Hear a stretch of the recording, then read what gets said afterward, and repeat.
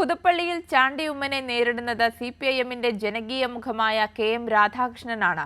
വിദ്യാർത്ഥി രാഷ്ട്രീയത്തിലെ പ്രവർത്തന മികവിലൂടെയാണ് രാധാകൃഷ്ണൻ സിപിഐഎം നേതൃത്വത്തിലേക്ക് എത്തിയത്. തദ്ദേശ സ്ഥാപനങ്ങളിൽ ജനപ്രതിനിധിയായി നിരവധി ജനക്ഷേമ പ്രവർത്തനങ്ങൾ സംഘടിപ്പിക്കാനും രാധാകൃഷ്ണന് കഴിഞ്ഞിട്ടുണ്ട്. കോട്ടയം പാമ്പാടി മാളിയേക്കൽ മാധവൻ നായരുടെയും ഓമനക്കുട്ടിയുടെയും 2 ആൺമക്കളിൽ മുതിർന്നവനാണ് കെ.എം. രാധാകൃഷ്ണൻ.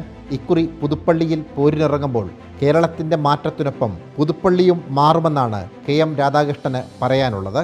ഈ കഴിഞ്ഞ ദിവസം കോൺഗ്രസിൻ്റെ പ്രധാനപ്പെട്ട നേതാവ് രാഹുൽ ഗാന്ധി തിരുവനന്തപുരത്ത് പ്രസംഗം തുടങ്ങിയത് ലോക നിലവാരത്തിലേക്ക് കേരളം മാറിയിരിക്കുന്നു എന്നാണ്. അപ്പോൾ ലോക നിലവാരത്തിലേക്ക് കേരളം മാറിയിട്ടുണ്ട് എന്ന് യഥാർത്ഥത്തിൽ കോൺഗ്രസും ലോകത്തിൻ്റെ ഏത് ഭാഗത്ത് സംസാരിക്കുന്ന മലയാളിയും അംഗീകരിക്കുന്ന യാഥാർത്ഥ്യമാണ്. കഴിഞ്ഞ 55 വർഷക്കാലമായി കേരളത്തിൻ്റെ വികസനത്തിന് സമാനമായ ഒരു വികസനം എന്തുകൊണ്ട് പുതുപ്പള്ളിയിൽ ഉണ്ടായിട്ടില്ല എന്ന് പ്രിയപ്പെട്ട ജനങ്ങൾ ചിന്തിക്കും എന്നാണ് എൻ്റെ വിശ്വാസം.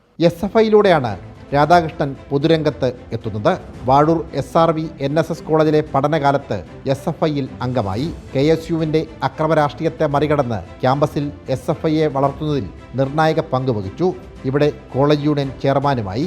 1986-ൽ SFIയുടെ കോട്ടയം ജില്ലാ പ്രസിഡന്റ് പദവിയിലെത്തി.